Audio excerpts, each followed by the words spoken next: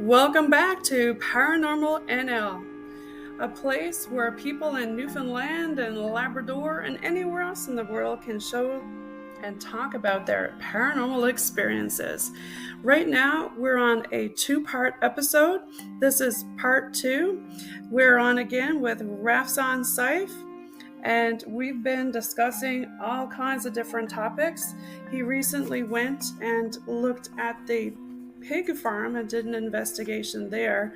We were talking about tall tales. When you think of tall tales in Newfoundland and Labrador, you think of folklore, you think of urban legends. Well, we're going to have some other special guests appearing on the show in relation to this for Paranormal NL. Later on today, we'll be talking with Katie Crane. We'll also be talking with a local Dale Jarvis, who's also a folklorist and also an entertainment person for Newfoundland and Labrador. And we'll also have Dr. Holly Everett, who's a PhD on the topic. And later on this weekend, we're also going to have John Mallard. So lots of interesting discussions this weekend. So, Rafsan, what other tall tales or things about folklore can you talk about? I know you'd mentioned you're from Bangladesh. How did you end up here in Newfoundland?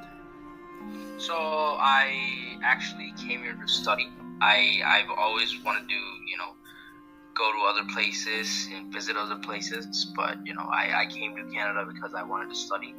So I've been traveling, and I like the place very much, and I normally when I'm free I tend to go to places that are abandoned and deemed as scary. So I tend to go to places. So I thought, what if I actually go to these places and film, so that way I could inform people about places, whether the places actually are scary or not, so people could be entertained in that way, or they could be informed however one views it. There are a lot of different places in Newfoundland and Labrador that people say are haunted or scary, and don't go there, it's too scary. Yeah, I've heard, it's funny to say, because I used to work at Jack Astor's, and I used to Jack Astor's downtown, and I used to come back home on foot, and I used to walk my way home, and there was a morgue. And I've always wondered, what goes on in there, because I've seen people actually go to morgue and it doesn't end up well. So I always wondered, what's in there? So what if I could, go to places that are scary and, abandoned, and basically film the whole experience and let people know. I've actually never been to the morgue. I wanted to, but, my fear is I'll go there and I'll find humans. It's the last thing I want to find, the humans. I'd much rather see some apparitions than some humans that are not meant to be in that place, because I am unarmed when I visit these places, and I don't want anything to happen to me, because I'm just doing it for fun and also out of curiosity, so I don't want to get killed for it. No. And, you had mentioned earlier, when you use the word ghost hunter, you don't really want to be, labeled as a ghost hunter. Yeah. You just have a curiosity that you want to do, and it's a hobby and an interest. Yeah, it's not, many people do that, and many people tend to, at the beginning of my show, I'll always have this disclaimer, if you came to the show looking for something scary, or you're definitely gonna go get scared, or find something about and know something about the apparitions or something, you came to the wrong show, because my point is never to go to these places and create these, many people create fake scenarios around these places and tend to boost the lore behind it, and they're like, oh, this place is actually scary. And I don't blame people for that, because like I said, fear is very strong, and when they go to places and they're like, okay, we're just gonna go there, we've heard so and so about this place, so they go to that place, and even if there's nothing there, their mind is constantly telling them, okay, there is actually something there, and it might, come outside or at any point. So they're always scary, and they tend to, they see dust particles and stuff like that. There's a saying that, sometimes orbs that are actually, these are actually spirits. And many people, I tend to see many people, film dust particles and, try and pass it as... Right, and you see insects and things like that. It's very hard to determine what these things are. Yeah, and hard to debunk it. Hard to debunk. And if you're presented two things, and something's like, oh, this place is not scary at all, which is the truth, but it's also not interesting. But if you, tend to sugarcoat it in a way that it's, it's scary and attracts people, and you're like, oh, this place is so scary, I went there and, this and that happened, people are much more intrigued, right? But because this is something interesting. But my goal was never that. I was never gonna create like any fake scenarios where I would, go to these places and be like, oh, it's so scary and stuff like that. That was not my goal, and to this day, that's not my goal.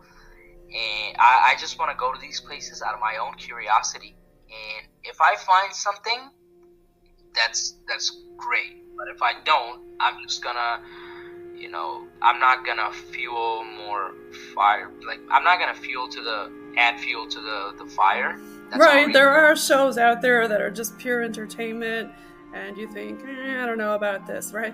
Well, I tend to like the things that you were doing, where they go and they do an actual investigation. Sometimes there's nothing there, sometimes there is, but it's unexplainable, and those things you can't debunk. And it's those type of things that I find intriguing. Yeah, same. This is why, like, I've seen many people post about things, and under my original post that I posted, and I've seen many people, say, oh, we saw like a silhouette. And same thing with the Bell Island mines.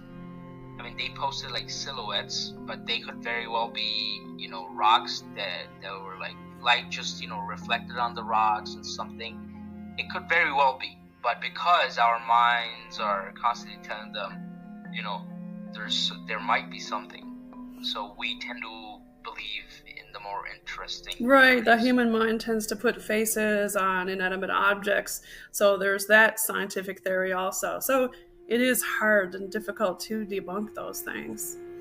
Yeah, this is hard, and this is particularly why I go to these places, because these places are